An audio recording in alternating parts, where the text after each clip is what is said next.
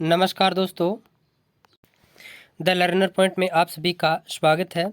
दोस्तों, अपन कर रहे थे आईसीटी के अंदर 3 क्लास हो चुकी है, ये चौथी क्लास है। आज अपना पहला लेसन है वो कंप्लीट हो जाएगा। कल जो नेक्स्ट वीडियो आएगा दोस्तों, उसमें दूसरा चैप्टर है वो कंप्लीट आपको करवाऊंगा मैं, चाहे 1 घंटा की क्लास बने चाहे 1.5 घंटा की। तो देखिए, सॉफ्टवेयर एंड हार्डवेयर। तो सॉफ्टवेयर और हार्डवेयर क्या है? तो कंप्यूटर का कार्य 2 भागों में संचालित होता है। उन 2 भागों में एक तो होता है हार्डवेयर और एक होता है सॉफ्टवेयर। हार्डवेयर तथा सॉफ्टवेयर मिलकर एक संपूर्ण तंत्र का क्या करते हैं? निर्माण करते हैं। कंप्यूटर के अंतर्गत जो भी उपकरण, वस्तु में प्रोग्राम आदि आते हैं, वे सभी हार्डवेयर के अंतर्गत आते हैं या फिर सॉफ्टवेयर के अंतर्गत आते हैं। इन दोनों का ज्ञान होना आवश्यक है। अब अपन देखते हैं कि हार्डवेयर किसे कहते हैं और सॉफ्टवेयर किसे कहते हैं। तो देखिए, कंप्यूटर के वे भाग जिन्हें हम छू सकते हैं, देख सकते हैं, उन्हें क्या कहते हैं? हार्डवेयर कहते हैं। तो कंप्यूटर के वे सभी भौतिक एवं मूर्त भाग जिन्हें हम देख सकते हैं, छू सकते हैं, उन्हें क्या कहते हैं? हार्डवेयर कहते हैं।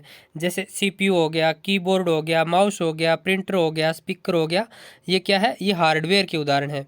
इन सभी भागों को हम देखने के साथ साथ छू भी सकते हैं। फिर यह देखिए सॉफ्टवेयर। तो कंप्यूटर के कार्य करने के लिए हमें कंप्यूटर को बताना होगा कि उसे क्या करना है। इस कार्य के लिए हमें कंप्यूटर को निर्देश देने पड़ते हैं। इन निर्देशों को ही सॉफ्टवेयर कहा जाता है। इन निर्देशों के समूह को क्या कहते हैं? प्रोग्राम। तो ये इंपॉर्टेंट है, निर्देशों के समूह को क्या कहते हैं? प्रोग्राम कहते हैं। और इन निर्देशों को क्या कहते हैं? सॉफ्टवेयर कहते हैं। तो ये ध्यान रखना, कंप्यूटर को हम कार्य करने के लिए जो निर्देश देते हैं, उन निर्देशों को क्या कहते हैं? सॉफ्टवेयर। और निर्देशों के समूह को क्या कहते हैं? प्रोग्राम कहते हैं। हार्डवेयर सॉफ्टवेयर ही हार्डवेयर को क्रियाशील बनाता है। तो सॉफ्टवेयर के बिना हार्डवेयर है वो क्रियाशील नहीं हो सकता। कोई भी हार्डवेयर तभी कार्य करता है जब उससे संबंधित सॉफ्टवेयर निर्देश मिलते हैं, यानी सॉफ्टवेयर निर्देश देगा तभी हार्डवेयर है वो काम करेगा। सॉफ्टवेयर इलेक्ट्रॉनिक रूप में होते हैं जिन्हें देखा या छुआ नहीं जा सकता। देखिए दोस्तों, यस गुरु ऐप है, उसके ऊपर 3 तरह की टेस्ट सीरीज है। फर्स्ट ग्रेड का तो हालांकि एग्ज़ाम हो गया है। फिर देखिए, एक तो है अमृत टेस्ट सीरीज, जो कि तृतीय श्रेणी शिक्षक भर्ती, पुलिस, सीईटी, किसी का भी आप एग्जाम दीजिए, 6 से लेकर 10 तक की जो राजस्थान अध्ययन की किताबें हैं, उनके 2700 प्रश्नों की टेस्ट सीरीज है। आपको ज्वाइन जरूर करनी चाहिए। पीडीएफ फॉर्मेट में भी ये मिलेगी। कर्मचारी चयन बोर्ड के आए हुए प्रश्न पत्र भी दिए गए हैं। फिर देखिए, सेकंड ग्रेड शिक्षक भर्ती के लिए भी मैटर है यहाँ पर, और रीट के लिए भी मैटर है, यानी आगामी कोई रीट की तैयारी करना चाहे तो रीट का भी मैटर यहाँ पर आपको अवेलेबल मिलेगा। ये टेस्ट सीरीज है, ये आपके लिए बहुत बेनिफिट देने वाली है, ये ज्वाइन आप जरूर करें। अब देखिए, सॉफ्टवेयर के प्रकार, टाइप ऑफ सॉफ्टवेयर। सॉफ्टवेयर का उपयोग कंप्यूटर तथा उपयोगकर्ता के मध्य की क्रियाओं को संचालित करने के लिए किया जाता है तथा इनका उपयोग किसी कार्य को कंप्यूटराइज करने के लिए भी किया जाता है। इसे हम 2 भागों में बांट सकते हैं। एक तो होता है सिस्टम सॉफ्टवेयर, एक होता है एप्लीकेशन सॉफ्टवेयर। तो देखिए, सिस्टम सॉफ्टवेयर क्या है? तो सिस्टम सॉफ्टवेयर कंप्यूटर को संचालित करने वाले सॉफ्टवेयर जो कंप्यूटर पर किसी प्रोग्राम के क्रियान्वयन करने के लिए आवश्यक होते हैं, सिस्टम सॉफ्टवेयर कहलाते हैं। ये कंप्यूटर को अधिक प्रभावशाली तथा उपयोगी बनाते हैं। सिस्टम सॉफ्टवेयर प्रोग्रामों का क्या है? एक समूह है जो कंप्यूटर के भौतिक भागों तथा सॉफ्टवेयर को क्या करता है? नियंत्रित करता है। तो सिस्टम सॉफ्टवेयर क्या है? प्रोग्रामों का एक समूह है जो कंप्यूटर के भौतिक भागों तथा सॉफ्टवेयर को क्या करता है? नियंत्रित करता है। सिस्टम सॉफ्टवेयर के अभाव में कंप्यूटर पर एप्लीकेशन सॉफ्टवेयर का उपयोग नहीं किया जा सकता। सिस्टम सॉफ्टवेयर कंप्यूटर विशेषज्ञों द्वारा तैयार किए जाते हैं। ये कंप्यूटर तंत्र का एक अत्यंत आवश्यक भाग है। यह कंप्यूटर उपयोगकर्ता तथा कंप्यूटर हार्डवेयर के मध्य की क्रियाओं को नियंत्रित करता है तथा एप्लीकेशन सॉफ्टवेयर को भी क्रियान्वित करता है। इसलिए इसे एप्लीकेशन सॉफ्टवेयर का आधार भी कहा जा सकता है। तो आपसे पूछ ले एप्लीकेशन सॉफ्टवेयर का आधार, तो सिस्टम सॉफ्टवेयर है, ठीक है। और सिस्टम सॉफ्टवेयर है ना, इसके अभाव के अंदर जो सॉफ्टवेयर है वो कार्य नहीं करता है। तो ये आप ध्यान में रखना। अब देखिए सिस्टम सॉफ्टवेयर के कार्य क्या क्या हैं। सिस्टम सॉफ्टवेयर अन्य सभी सॉफ्टवेयरों का निष्पादन करता है, यानी अन्य जितने भी सॉफ्टवेयर है ना, वो सिस्टम सॉफ्टवेयर के बिना काम ही नहीं करेंगे। यह उपयोगकर्ता तथा कंप्यूटर हार्डवेयर के मध्य संबंध स्थापित करता है। इसका उपयोग विभिन्न सॉफ्टवेयरों के निर्माण के लिए किया जाता है। कंप्यूटर स्रोतों जैसे memory, processor, input output device को नियंत्रित करता है। तो ये सारा काम कौन करता है? सिस्टम सॉफ्टवेयर करता है। फिर देखिए सिस्टम सॉफ्टवेयर में अगर लिखित प्रोग्राम सम्मिलित होते हैं तो देखिए operating system, utility programme, programming भाषाएं, भाषा संसाधन, ये सारे के सारे सिस्टम सॉफ्टवेयर के अंतर्गत आने वाले प्रोग्राम हैं। तो इसमें देखिए अपन देखते हैं दूसरा प्रोग्राम अब एप्लीकेशन सॉफ्टवेयर। तो सिस्टम सॉफ्टवेयर आपके समझ में आ गया होगा। सिस्टम सॉफ्टवेयर के बिना किसी भी सॉफ्टवेयर को संचालित नहीं किया जा सकता, यानी सिस्टम सॉफ्टवेयर है वो एप्लीकेशन सॉफ्टवेयर का क्या है? आधार है। और ये मैंने कार्य बता दिए। फिर देखिए सिस्टम सॉफ्टवेयर के अंतर्गत आने वाले प्रोग्राम कौन कौन से हैं? तो operating system, utility programme, programming भाषा, भाषा संसाधन। अब दूसरा सॉफ्टवेयर एप्लीकेशन सॉफ्टवेयर। तो एप्लीकेशन सॉफ्टवेयर प्रोग्रामों का एक क्या है? समूह है, जो किसी विशेष तथा निश्चित कार्यों को करने के उद्देश्य से बनाए जाते हैं, जिन्हें क्या कहते हैं? Application software. अपन ऐप डाउनलोड नहीं करते हैं प्ले स्टोर से, वो क्या है? एप्लीकेशन सॉफ्टवेयर ही है। जैसे आप टेस्ट सीरीज़ का कोई अलग अलग करते हैं डाउनलोड, तो अलग अलग कार्य के लिए जो संचालित किए गए एक प्रोग्राम होते हैं उन्हें एप्लीकेशन सॉफ्टवेयर कहते हैं। कार्य के आधार पर इनका निर्माण किसी भी भाषा में किया जा सकता है। डॉक्टर, इंजीनियर, डिजाइनर, एडवोकेट आदि को अपनी अपनी भिन्न आवश्यकताओं हेतु भिन्न भिन्न प्रोग्रामों की आवश्यकता होती है। ये पेशेवर व्यक्ति एप्लीकेशन सॉफ्टवेयर के प्रयोग से अपने कार्यों का निष्पादन बेहतर ढंग से करते हैं। जैसे कोई कोचिंग है, उनका आप एप्लीकेशन डाउनलोड करते हैं, तो अलग अलग होते हैं। टेस्ट सीरीज़ वाले अलग होते हैं, वीडियो वाले अलग होते हैं, ठीक है। और अन्य एप्लीकेशन भी बहुत होते हैं, मूवी वगैरह के, गेम वगैरह के, तो वो सारे के सारे क्या होते हैं? एप्लीकेशन सॉफ्टवेयर होते हैं। शिक्षा बोर्ड एवं विश्वविद्यालय द्वारा परिणाम तैयार करने, कार्यालयों में वेतन बिल बनाने के लिए भी विभिन्न एप्लीकेशन सॉफ्टवेयर का उपयोग किया जाता है। ये प्रोग्राम कंप्यूटर को विशिष्ट कार्य करने की सक्षमता प्रदान करते हैं, जैसे word processing, inventory control, payroll, railway आरक्षण आदि। ये सभी सॉफ्टवेयर इस श्रेणी के अंतर्गत आते हैं। फिर देखिए कंप्यूटर भाषाएं। भाषा का अर्थ होता है अपनी बात को दूसरे तक सही तरीके से समझाने का माध्यम, उसे क्या कहते हैं? भाषा। कंप्यूटर से कार्य कराने के लिए जिस भाषा का उपयोग किया जाता है वे यूजर भाषा या कंप्यूटर भाषा कहलाती है। कंप्यूटर मशीन जिस भाषा को समझती है उसे बाइनरी या मशीनी भाषा कहते हैं। तो बहुत इंपॉर्टेंट लाइन है ये, ऊपर मैं बता भी गया था बाइनरी डिजिट के बारे में, 0 और 1 होता है बाइनरी डिजिट। तो कंप्यूटर जिस मशीनी भाषा को समझता है उसे बाइनरी भाषा बोलते हैं या मशीनी भाषा बोलते हैं। तो मशीनी भाषा तो देगा नहीं, वो ऑप्शन में देगा बाइनरी भाषा, तो याद रखना बाइनरी भाषा। अतः कंप्यूटर से यदि कोई कार्य संपन्न करना है तो कंप्यूटर मशीनी भाषा में सूचनाएं देनी होगी कंप्यूटर को। यूजर भाषा को मशीनी भाषा में बदलने के लिए जिस सॉफ्टवेयर की आवश्यकता होती है उसे ट्रांसलेटर कहते हैं। क्या कहते हैं? ट्रांसलेटर। यह मशीन को यूजर भाषा में बदलने का कार्य करता है। कंप्यूटर भाषाओं को मुख्यतः 3 भागों में बांटा गया है। पहले देखिए मशीनी भाषा यानी निम्न स्तरीय भाषा, जिसे LLL के द्वारा व्यक्त किया जाता है, ठीक है। तो देखिए mechanic language of low level language, ठीक है, यानी मशीनी भाषा या निम्न स्तरीय भाषा। संयोजन भाषा या असेंबली भाषा, तो इसे MLL के द्वारा व्यक्त किया जाता है। असेंबली लैंग्वेज और मिडिल लेवल लैंग्वेज। तीसरी देखिए उच्च स्तरीय भाषा, जिसे हाई लेवल लैंग्वेज या HLL के द्वारा व्यक्त किया जाता है। निम्न स्तरीय या मशीनी भाषा। मशीनी भाषा कंप्यूटर की वह भाषा होती है जिसे कंप्यूटर समझता है।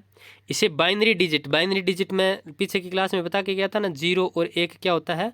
बाइनरी डिजिट होता है, ठीक है। बाइनरी भाषा भी कहा जाता है। इस भाषा के द्वारा मशीन से सीधे संपर्क होता है, इसलिए इसे मशीनी भाषा भी कहा जाता है। इस भाषा में कार्य करना कठिन होता है क्योंकि 0 और 1 में कंप्यूटर को बार बार समझाने की प्रक्रिया जटिल होती है। मशीनी भाषा में दिए गए निर्देश तीव्र गति से कार्य करते हैं क्योंकि इसमें कोई ट्रांसलेटर सॉफ्टवेयर की आवश्यकता नहीं होती है। दिए गए निर्देशों का परिणाम भी मशीनी भाषा में आता है। फिर देखिए उदाहरण के लिए यदि हम कीबोर्ड से ए टाइप करते हैं तो कंप्यूटर इसे मशीनी भाषा में बदलता है, तब एक आकृति प्राप्त होती है जो ए जैसी हमें दिखती है। इस प्रक्रिया को कंप्यूटर तीव्रता से करता है। फिर देखिए संयोजन भाषा या असेंबली भाषा। तो मशीनी भाषा की कमियों को दूर करने के लिए असेंबली भाषा का विकास किया गया। इसमें जीरो और एक बाइनरी भाषा के स्थान पर सांकेतिक भाषा निमोनिक कोड का प्रयोग किया गया। तो ये इंपॉर्टेंट है। जो मशीनी भाषा की कमियों को दूर करने के लिए कौन सी भाषा आई, तो संयोजन भाषा या असेंबली भाषा। ठीक है, इसमें बाइनरी भाषा के स्थान पर सांकेतिक भाषा निमोनिक कोड का प्रयोग किया गया। तो आपसे सीधे पूछ ले कि निमोनिक कोड का प्रयोग किस भाषा के अंतर्गत आता है, तो असेंबली भाषा के अंतर्गत किया गया, जिसको याद रखना क्या था, सरल था। इस कोड को मशीनी भाषा में बदलने के लिए असेंबलर का प्रयोग किया गया। तो ये बहुत इंपॉर्टेंट लाइन है जो मैंने यहाँ बोली है ना।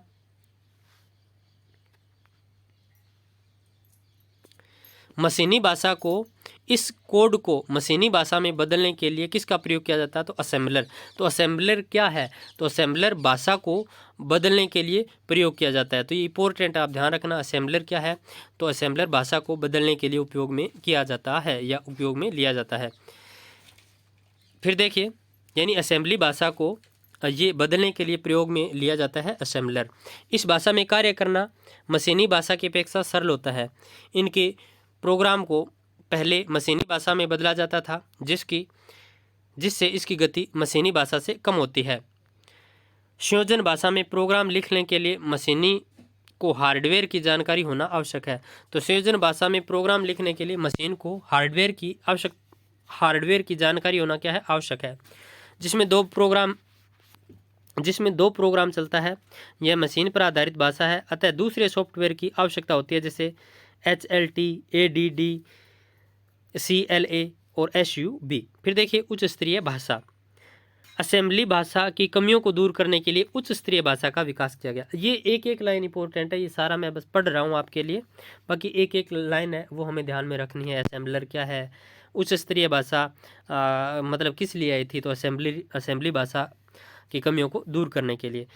इसमें कोड के स्थान पर अंग्रेजी भाषा के निर्देश दिए जाते हैं। उच्च स्तरीय भाषा में अंग्रेजी भाषा के जैसे ही शब्दों का उपयोग होता है, जिससे प्रोग्राम को समझना एवं लिखना आसान हो गया।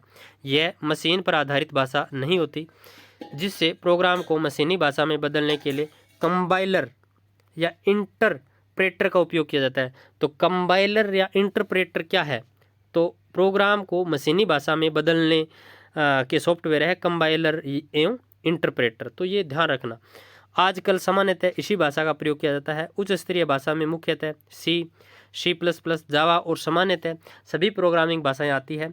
उच्च स्तरीय भाषाओं में सामान्यतः अंग्रेजी जैसी भाषा का उपयोग होता है, अतः लिखना एवं प्रयोग करना क्या हो गया, आसान हो गया है।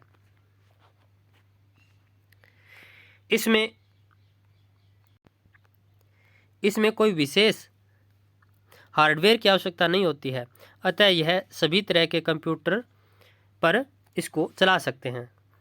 फिर देखिए भाषा संसाधन, लैंग्वेज ट्रांसलेटर। ऐसे प्रोग्राम जो एक भाषा में निर्देश स्वीकार कर अन्य भाषा में उसके समतुल्य निर्देश तैयार करते हैं, इन्हें क्या कहते हैं, ये भाषा संसाधन के अंतर्गत आते हैं। जैसे कंपाइलर, इंटरप्रेटर, असेंबलर, ये भाषा संसाधक के कुछ क्या है, उदाहरण है। तो वेरी इंपॉर्टेंट है। ऐसे प्रोग्राम या सॉफ्टवेयर जो एक भाषा में निर्देश स्वीकार कर अन्य भाषा में बदलते हैं। अपन ऊपर पढ़ कर आए हैं, मैंने ये भी बोला था कि ये सारी चीज़ें इंपॉर्टेंट नहीं है, पर कुछ वर्ड इनमें इंपॉर्टेंट है। तो कंपाइलर, इंटरप्रेटर, असेंबलर, ये क्या है, तो ये भाषा संसाधक है, यानी प्रोग्राम है जो एक भाषा के निर्देशों को अन्य भाषा में बदलने का काम करते हैं। ठीक है, या एक भाषा के निर्देशों को स्वीकार कर अन्य भाषा में उसके समतुल्य निर्देश तैयार करते हैं। देखिए कंपाइलर क्या है, तो एक सिस्टम सॉफ्टवेयर है जिसका उपयोग उच्च स्तरीय प्रोग्रामिंग भाषा की मशीनी भाषा को मशीनी भाषा में परिवर्तित करने के लिए उपयोग किया जाता है। कंपाइलर पूरे प्रोग्राम को एक साथ कंपाइल करता है तथा विभिन्न त्रुटियों को उनके लाइन नंबर के साथ प्रदर्शित करता है। कंपाइलर द्वारा प्रोग्राम निष्पादन के समय प्रोग्राम का मेमोरी में होना जरूरी नहीं है।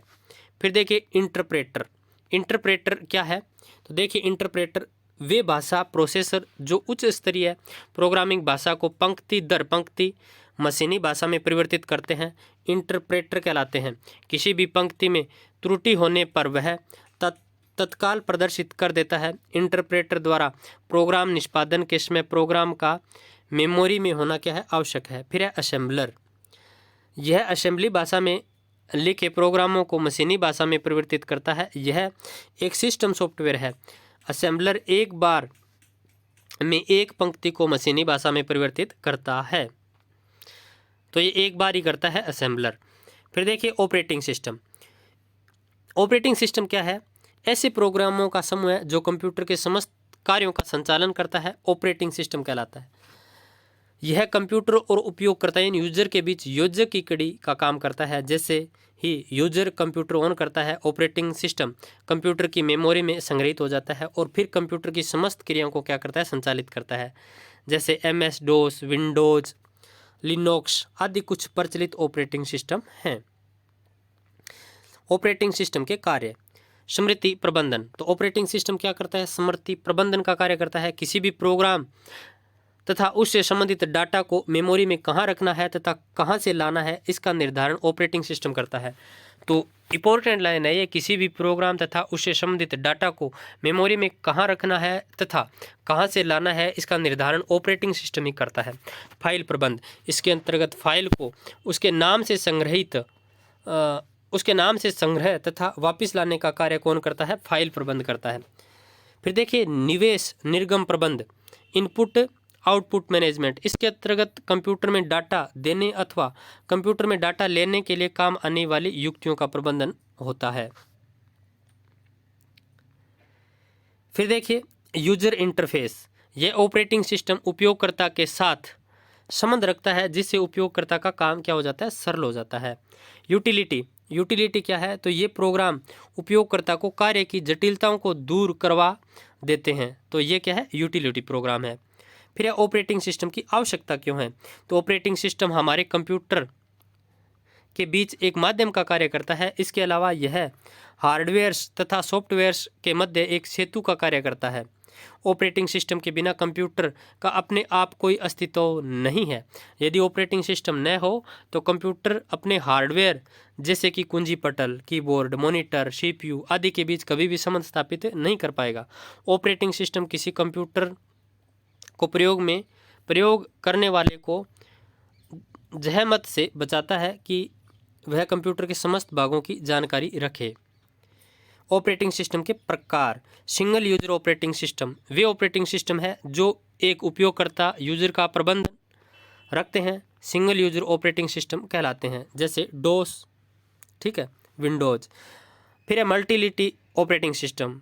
तो वे ऑपरेटिंग सिस्टम जो एक से अधिक उपयोगकर्ताओं मल्टी यूजर ऑपरेटिंग सिस्टम कहलाते हैं। जैसे लाइनेक्स।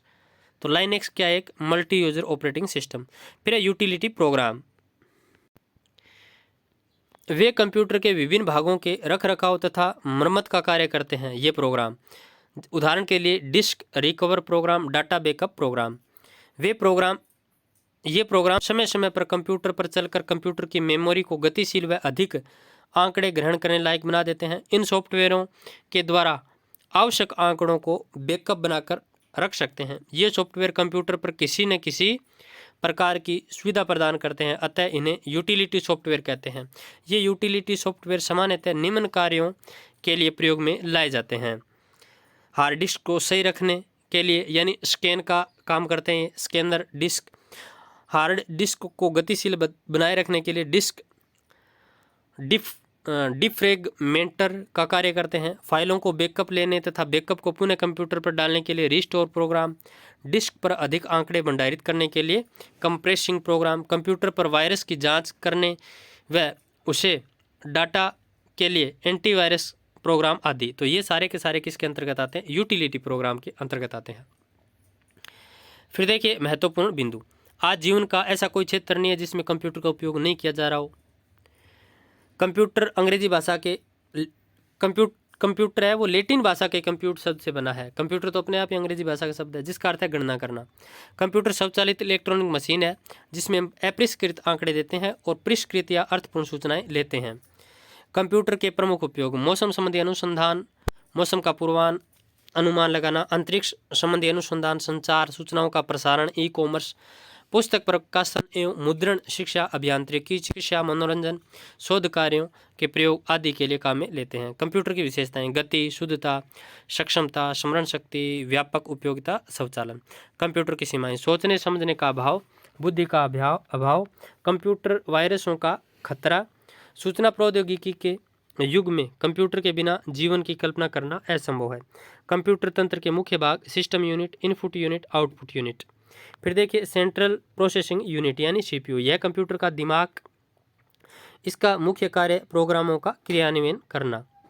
फिर है एएलयू, यह यूनिट अंकगणितीय एवं तार्किक क्रियाओं का कार्य करता है।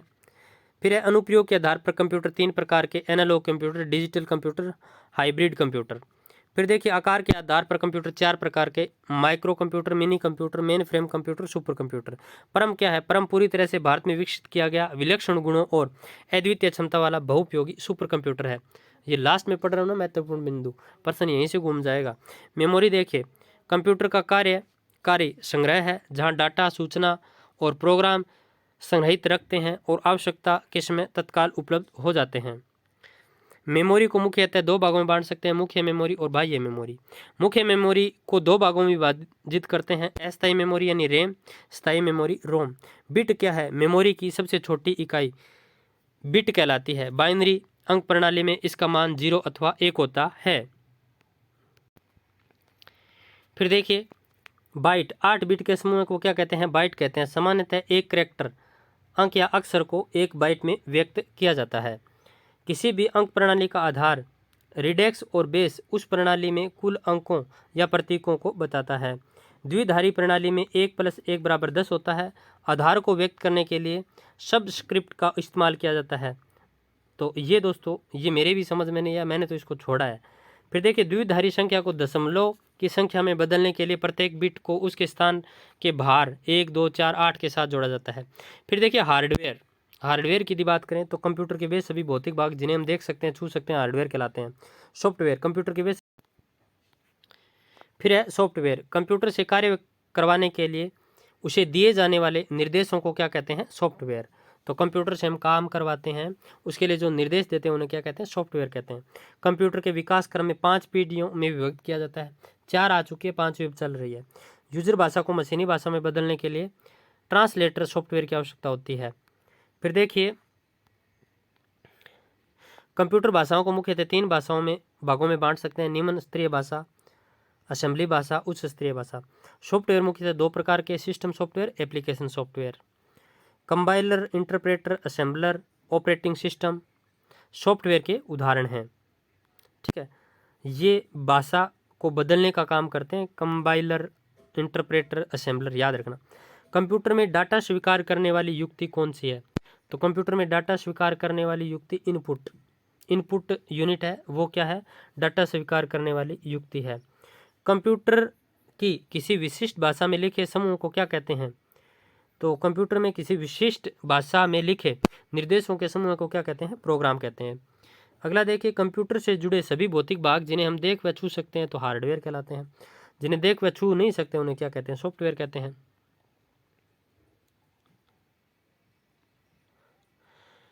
एक बाइट में होते हैं तो एक बाइट में 8 बिट होते हैं। एक बाइट में क्या होते हैं? 8 बिट होते हैं। और बिट क्या है? तो बिट कंप्यूटर की सबसे छोटी इकाई है। ठीक है, फिर देखिए पेट्रोल पंप पर तेल मापने के लिए प्रयुक्त कंप्यूटर कौन सा है? तो पेट्रोल पंप पर तेल मापने के लिए, तो ये देखिए उदाहरण से उठा लिया, तो इसका हो जाएगा एनालॉग कंप्यूटर। तो ये दोस्तों अपना पहला जो चैप्टर है वो कंप्लीट हो गया है। कल अपन दूसरा चैप्टर करेंगे। दूसरा चैप्टर है वो मैं कोशिश करूँगा एक वीडियो में आपको कंप्लीट करवाऊँ। हालांकि डिपेंड करता है, कई बार वीडियो 2 GB से भी ज़्यादा बन जाए तो चढ़ेगा कैसे? 1.5 GB डाटा होता है फ़ोन में, तो वो उस पर डिपेंड रहता है। बाकी मैं कोशिश करूँगा कि एक साथ ही इसको बना दूँ।